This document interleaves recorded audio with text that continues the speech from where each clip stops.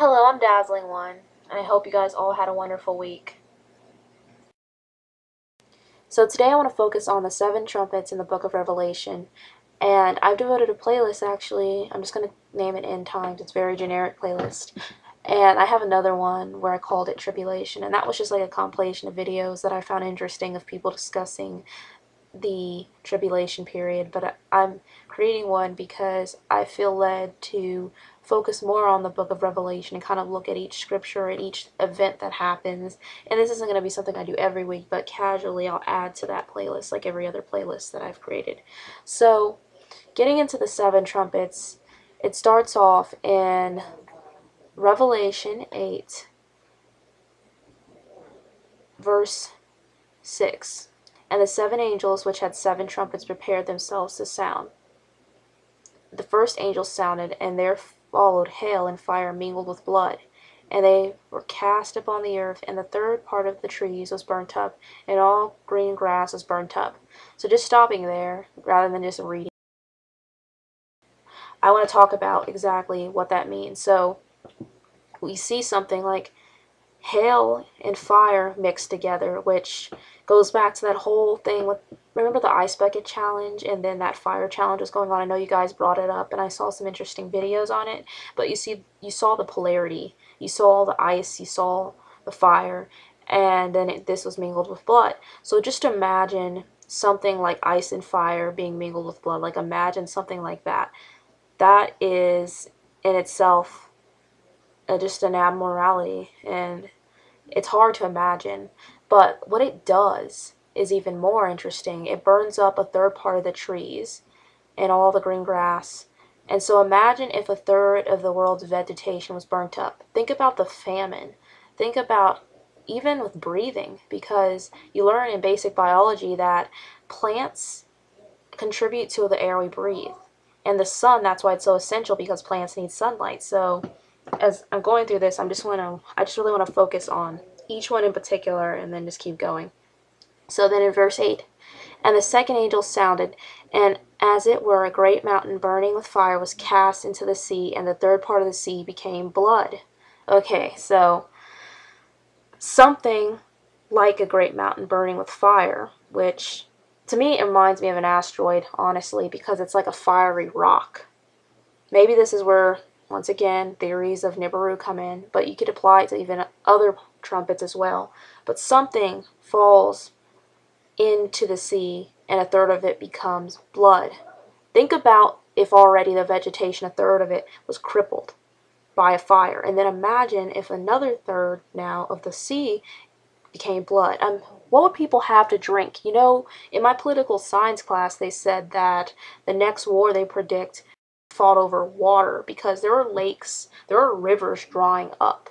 Even when the ice bucket challenge was going on, there was people who were complaining that they were wasting good water. There was a drought in California, and there were people who were upset because some of the river from their water was being sent over there. So, as you can see, water is essential. We need it to survive. This easily could wipe out many people. Okay, so going into verse 9. And the third part of the creatures which were in the sea and had life died, and the third part of the ships were destroyed.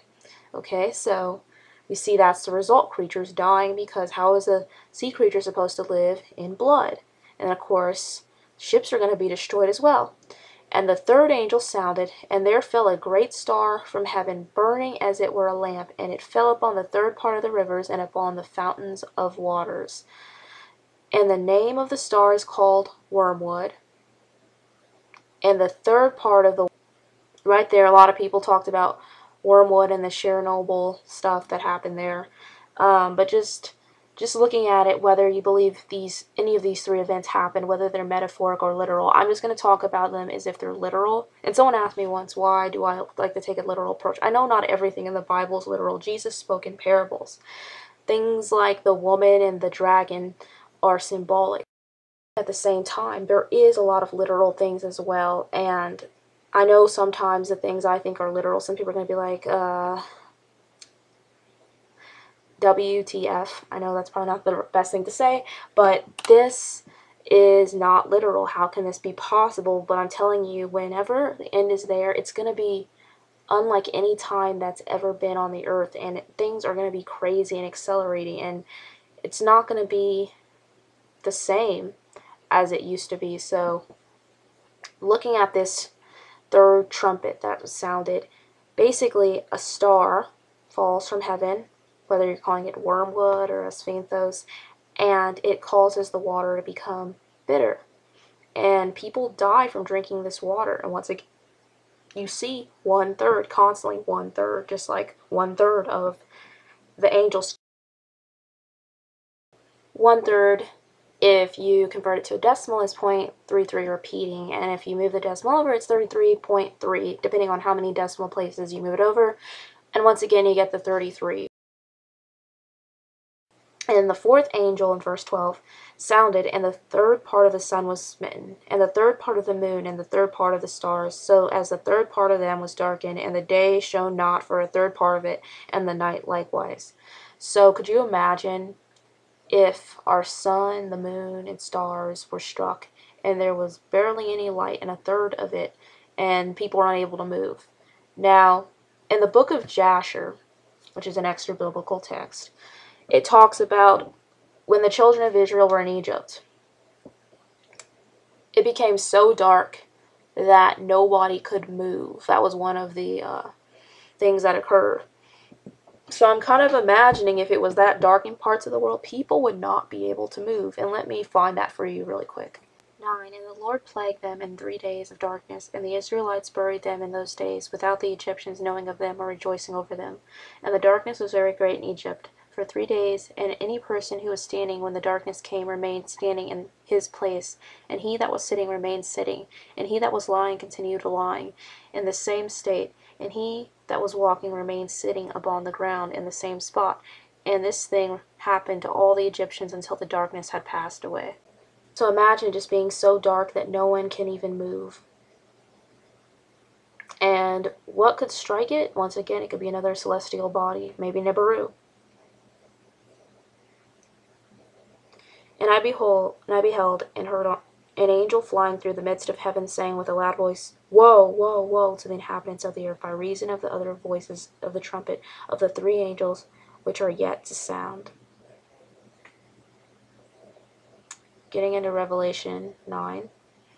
And the 5th angel sounded, and I saw a star fall from heaven unto the earth, and to him was given the key to the bottomless pit. And he opened the bottomless pit, and there arose a smoke out of the pit, as the smoke of a great furnace, and the sun and the air were darkened by reason of the smoke of the pit. And there came out of the smoke locusts upon the earth, and unto them was given power, as the scorpions of the earth have power, and was commanded them that they should not hurt the grass of the earth, neither any green thing, neither any tree, but only those men which have not the seal of God in their foreheads. And to them it was given that they should not kill them, but they should be tormented 5 months, and their torment was as the torment of a scorpion when he striketh a man. And in those days shall men seek death, and shall not find it, and shall desire to die, and death shall flee from them. And the shape of the locusts were like unto horses prepared unto battle, and on their heads were as crowns like gold, and their faces were as the faces of men. And they had hair as the hair of a woman, and their teeth were as the teeth of lions, and they had breastplates as it were breastplates of iron, and the sound of their wings was as the sound of chariots of many horses running to battle, and they had tails like unto scorpions, and there were stings in their tails, and their power was to hurt men 5 months, and they had a king over them, which is the angel of the bottomless pit, whose name is Hebrew tongue is Abaddon, but in the Greek tongue hath his name Apollyon.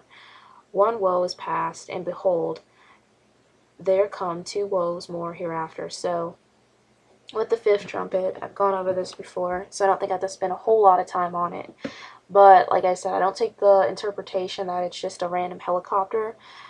I take it literal, that it's not a metaphor, and one reason why is because they're stinging with their tail, and helicopters don't sting unless you're dropping some kind of gas onto people.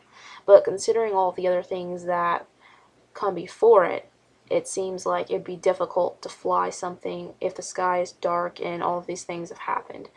The other thing is, clearly, like I said, in the past, it could easily be a fallen angel that is being taken out. Well, clearly if it's in hell, it's not a good angel. He's coming out of hell with his minions. And the reason people may not be able to die is probably because of the mark of the beast, because I believe it's DNA altering. It's not just a chip that you put inside your wrist or your forehead. I mean, I think that's one step towards it, but I think it's going to be something where your DNA is literally changed. And that's going to be the reason. But just imagine people trying to kill themselves, stab themselves, shoot themselves, do anything, but it won't work. And it's a very interesting thing to consider. So moving to the sixth trumpet. And the sixth angel sounded, and I heard a voice from the four horns of the golden altar which is before God, saying, The sixth angel which had the trumpet loosed the four angels which are bound in the great river Euphrates. And the four angels were loosed, which were prepared for an hour, and a day, and a month, and a year, for to slay the third part of men. And the number of the army of the horsemen were 200,000, and I heard the number of them. And thus I say, the horses in the vision, and then that sat on them, having breastplates of fire and of jacinth and brimstone, and the heads of the horses were as the heads of lions, and out of their mouths issued fire, smoke, and brimstone, or in some it says sulfur. By these three was the third part of men killed, by the fire, and by the smoke, and by the brimstone, which issued out of their mouths. For their power is in their mouth, and in their tails, for the tails were like unto serpents, and had heads, and with them they do hurt. And the rest of men which were not killed by these plagues, yet repented not of the works of their hands, that they should not worship devils and idols, of gold and silver and brass and stone, and of wood, which neither can see, nor hear, nor walk, neither repented that they of their murders, nor of their sorceries, nor of their fornication, nor of their thefts. So it's interesting that once again, we have four angels coming out of a place near the Euphrates, and with them they have a cavalry of troops who are some sort of creatures with faces like lions and tails like snakes that sting, like the locust did. Which the locusts, they had faces like men, teeth like lions, and hair like women. So it's interesting that we're seeing all these different creatures. Are they demons? Are they Nephilim? Are they fallen angels? Are they something else? What are they? That's the question. And a lot of people come up with metaphors. It's a tank. It's a helicopter. It's a drone. It's this. It's that. Like I said, once again, I'm taking the literal approach. But what's interesting is that what they're breathing: fire, smoke, brimstone, which in another version it says sulfur, which if you know anything about sulfur, there's all these ideals that when a demon's around it smells like sulfur. But it's causing plagues to hit people. Once again, you see this one-third in action again. So that's interesting in and with itself, and it made me think of the War Scrolls when you're looking at the sons of darkness and the sons of light, and the sons of darkness are led by Belial, and I thought that was interesting as well. So I see all these connections to extra biblical stuff, but like I said, I look at the word first before I just jump into the extra biblical about the four angels that come out of the place near the Euphrates. Enoch 66. There's interesting passages about springs of water where angels are confined to, and I'm going to read them. So in 7, through the valley also rivers of fire were flowing, to which those angels shall be condemned who subdue the inhabitants of earth. Subduce the inhabitants of earth. And in those days shall these waters be to kings, to princes, to the exalted, and to the inhabitants of earth, for the healing of the soul and body, and for the judgment of the spirit. Their spirit shall be full of revelry, that they may be judged in their bodies, because they have denied the Lord of spirits, and although they perceive their condemnation day by day, they believe not in his name. And then the inflammation of their bodies shall be great, so shall their spirits undergo a change forever. For no one should, which is uttered before the Lord's Spirit, shall be in vain. Judgment has come upon them, because they trusted in their carnal revelry and denied the Lord's Spirit. And in those days shall the waters of that valley be changed, for when the angels shall be judged, and then shall the heat of those springs of water experience an alteration. And then the angel shall ascend, the water of the spring shall again undergo a change, and be frozen. Then I heard holy Michael answering and saying, This judgment which the angel shall be judged shall bear testimony against the kings and the princes and those who possess the earth. For these waters of judgment shall be for the healing and for the death of their bodies, but they shall not perceive and believe that the waters will be changed and become a fire which shall blaze forever. So it's interesting that it talks about angels who are confined to a certain area of water, and then they come out and it's part of a judgment, and it becomes like a fire. And then we hear about these cavalry of troops who are smiting the inhabitants of earth. And, well, they're not smiting them, yeah, they are. I'm thinking of the fifth trumpet. So, after the sixth trumpet, I'm going to skip to the two witnesses very quickly and cover that. And I've talked about this a little bit before, but it talks about in Revelation 11, verse 3, and I will give power unto my two witnesses, and they shall prophesy 1,260 days, clothed in sackcloth. These are the two olive trees and the two candlesticks standing before the God of the earth. And if any man will hurt them, fire proceedeth out of their mouth, and devoureth their enemies. And if any man will hurt them, he must in his manner be killed. These have power to shut heaven, that it rain not in the days of their prophecy, and have power over waters to turn them to blood, and to smite the earth with all plagues as often as they will. And when they shall have finished their testimony, the beast that ascendeth out of the bottomless pit shall make war against them, and shall overcome them, and kill them. And I wonder if the beast that ascended out of the bottomless pit they're talking about on the fifth trumpet with Abaddon or Apollyon. And their dead bodies shall lie in the street of the great city, which spiritually is called Sodom and Egypt, where also our Lord was crucified.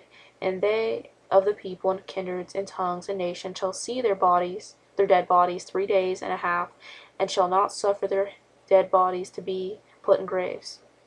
And they that dwell upon the earth shall rejoice over them, and make merry, and shall send gifts one to another, because these two prophets tormented them that dwelt on the earth. And after 3 days and a half the Spirit of life from God entered into them, and they stood upon their feet, and great fear fell upon them which saw them.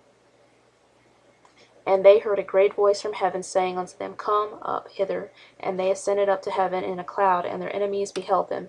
And the same hour was there a great earthquake, and the 10th part of the city fell, and in the earthquake were slain of men 7,000. And the remnant were affrighted, and gave glory to God of heaven. The second woe was past, and behold, the third woe cometh quickly. And the seventh angel sounded, and I'm going to stop right there, because I'm getting to the seventh trumpet. So, talking about the two witnesses really quick. Many say Elijah and Moses, or Elijah and Enoch. I talked about why I think it's Elijah and Enoch. I've heard people say that it's going to be two random people that are going to be born in that time, and God's going to raise up. The reason it can't be two random people in the time is because every man's appointed to die once, and if there were two random people, they'd have to die too. But the thing is, Elijah and Enoch were the only two that got taken up to heaven and never died. So in order for them to be able to die as well, because there's no exceptions, they would have, in my opinion, to be the two witnesses. But concerning the two witnesses, though, so they're clothed in sackcloth, they're witnessing, and people do not like these men. They think they're crazy, they're annoyed of them, and the beast that ascended from the abyss, he kills them, and people are just so happy. They're sending gifts to each other because they can't believe that these guys are dead. Like, yay, throw a party. I mean, who sends gifts to people over someone's death? But it kind of goes to show the hearts of these people in that time period. And these guys have the ability to turn water into blood, to stop rain. They can breathe fire out of their mouth. And they can cause plagues as well. So I can see why those who aren't on their side would hate them. And after they go up into heaven, because people are terrified because God breathes life back into them, they go up into heaven, people see them. There's a huge earthquake, a tenth of the city is destroyed, and those who are still left alive are like repenting, and they're giving praise to God. So that's a very interesting, like, in between the trumpets. So getting into the seventh one, the last one, And this one's very interesting. It's in Revelation, verse 11:14. The second woe is past, behold, the third woe cometh quickly. And the seventh angel sounded, and were great voices in heaven, saying, the kingdoms of this world are become the kingdoms of our Lord, and of his Christ, and he shall reign forever and ever. And the 24 elders which sat before God on their seats fell upon their faces and worshipped God, saying, we give thee thanks, O Lord God Almighty, which art and wast and art to come, because thou hast taken to thee thy great power and hast reigned. And the nations were angry, and thy wrath is come, and the time of the dead, and they should be judged, and that thou shouldest give reward unto thy servants the prophets, and to the saints, and them that fear thy name, small and great, and shouldest destroy them which destroy the earth. And the temple of God was opened in heaven, and there was seen in his temple the ark of his testament, and there were lights and voices and thunderings and earthquakes and great hail. So this one's kind of the hardest to imagine, but we know how it talks about there would be heaven on earth when Jesus returns. And so after the seventh trumpet's blown, basically they're praising the elders in heaven because he's about to judge the righteous and the wicked. And it says the Ark of the Testament, but another version says the Ark of the Covenant. It's revealed because there's always all these History Channel shows and this and that, like, where is the Ark of the Covenant? Where is it? And people make a big deal out of it. It's like the Ark of the Covenant, the Holy Grail, this, that ancient relic with these magical powers, whatever. But it's revealed. And there's lightning, there's voices, there's thundering, and there's earthquake, and there's great hail. And the temple of God is open in heaven. So this one is by far the hardest one for me to fathom because so much is going on. But nevertheless, it's basically at the end. So that's pretty much all 7 trumpets I summed up, and I hope I broke it down in a way where you can understand and kind of made some references that made it a little easier, because I used to read over this again and again and again and I'd forget them. But finally, just after praying and just trying to read piece by piece and take it in at a time, I'm starting to understand what to look for, what to expect. But I hope you guys found this information useful and enjoyed it. Thank you for watching. I hope you guys all have a wonderful week, and God bless.